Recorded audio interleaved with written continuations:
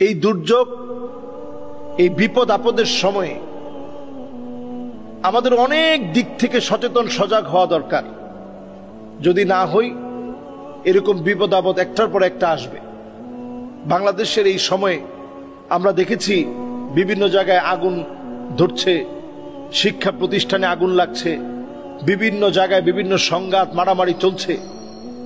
এগুলো বেশিরভাগই পরিকল্পিত দেশের অবস্থাকে নষ্ট করার জন্য।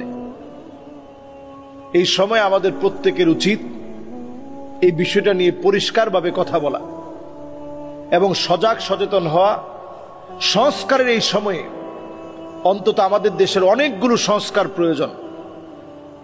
আমাদের দেশের যে অচল বিমানগুলো আছে, অনতিবিলম্বে এই ঘটনা থেকে সতর্ক হয়ে সেগুলোকে বাতিল করা দরকার।